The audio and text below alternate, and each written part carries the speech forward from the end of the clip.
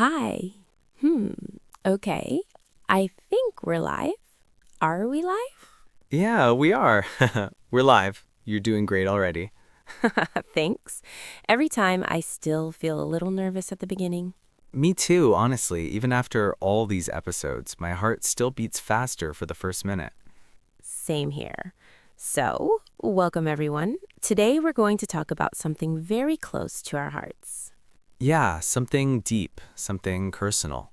Learning to accept yourself. Just saying it already brings a lot of emotions.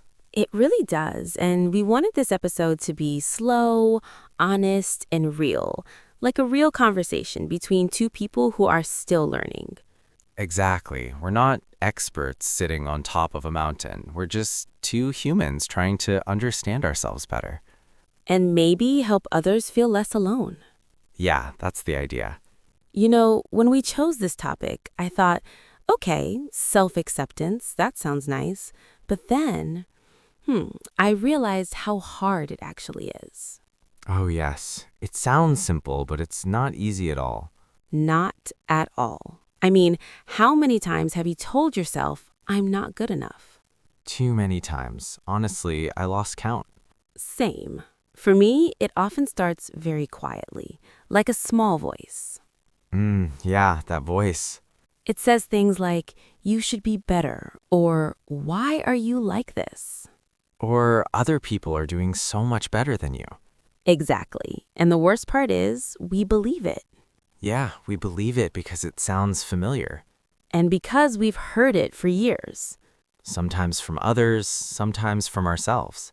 I remember when I was younger, maybe a teenager, I compared myself all the time. With friends? With friends, with people at school, with people on TV, later on social media, everywhere. Yeah, social media really changed everything. It did. Suddenly, everyone looked happy, confident, successful. Perfect bodies, perfect lives. And I was sitting there in my room thinking, why don't I look like that? Why don't I feel like that? Yeah, I remember scrolling late at night feeling worse and worse. Oh, yes, late at night is dangerous. Ha, very dangerous. Because you're tired, your emotions are stronger, and then you see all these images. And your brain forgets that it's not the full story. Exactly.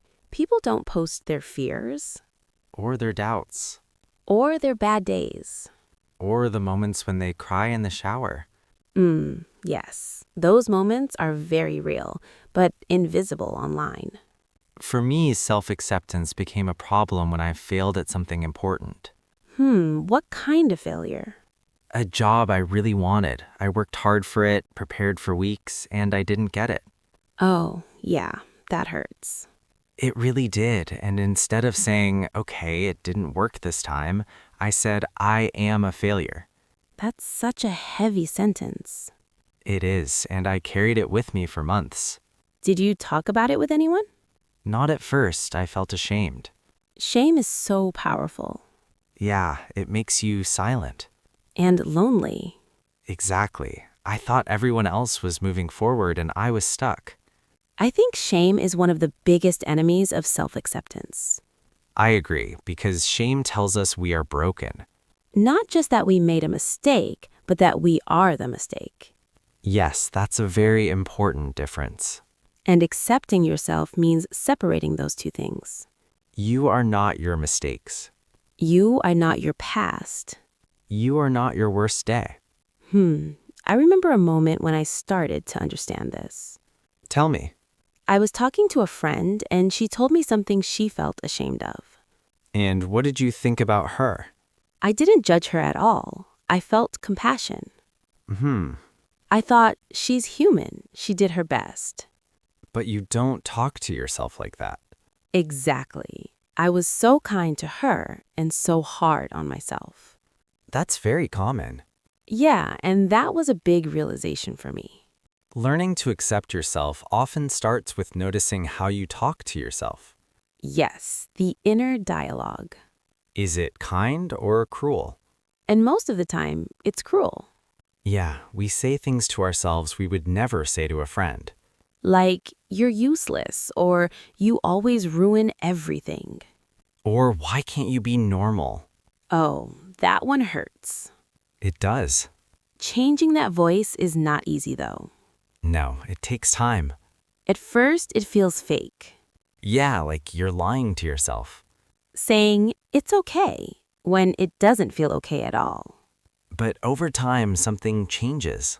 The voice becomes softer, Less aggressive. more understanding.